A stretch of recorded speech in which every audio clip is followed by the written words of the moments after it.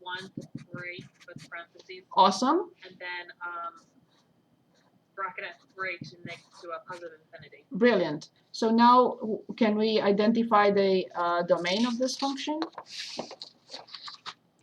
See, that's why we did these functions, I don't know, 3 weeks ago. That's the reason why, because I need them now.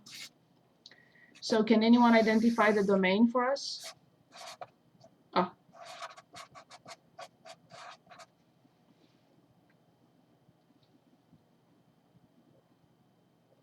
Negative infinity to -1 union, -1 to 3.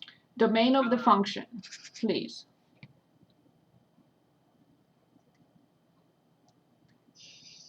Let's try again. What's the question?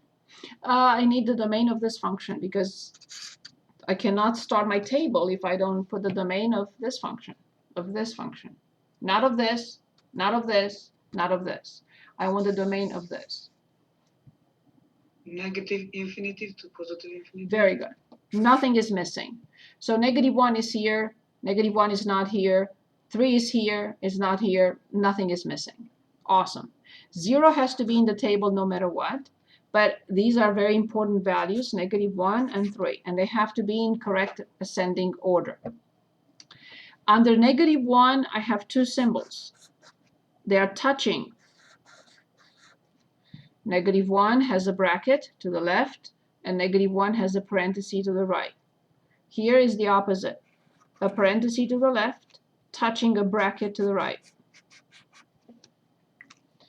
Now, like before, make sure that I put them on top so that I don't make an error.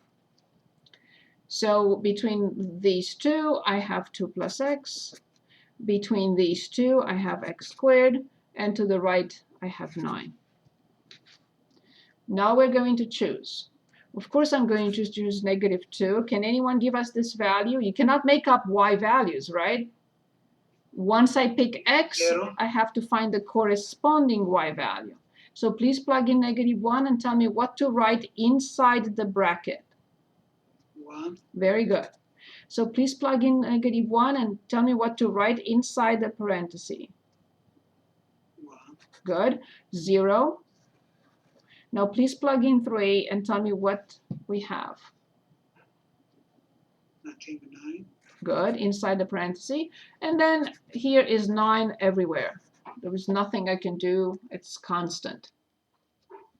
Good. So Okay, that's my question. there is nothing to put in there. Good. So next step, I just plot using 3 different colors.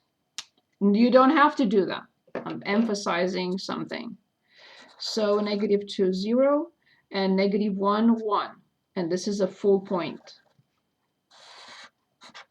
Left hand side is done. I'm using now black. 0, 0, and 1, 2, 3. 1, 2, 3, 4, 5, 6, 7, 8, 9. Open. I know how to graph this. We graphed it last time. Okay, that's x squared. Done. Now orange. I fill it in, and I continue as 3 equal 3, 9, 4, 9, 10, 9, and so on and so forth.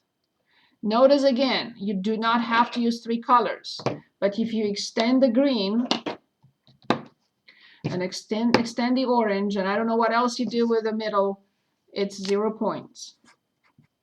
Because by the vertical line test, it will not be a function. Perfect. So now we are asked to find the limits from either side of 1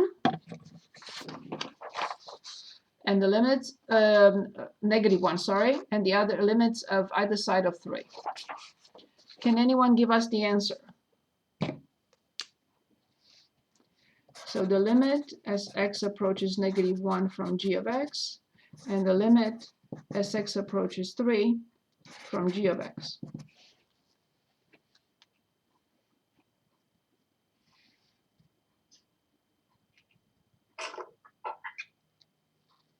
Anyone?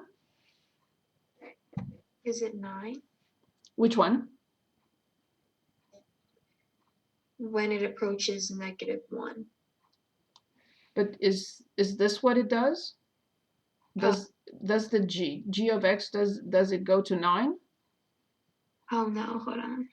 So as x approaches -1 from either side, what about the function values? Where is the tendency? 1. Good.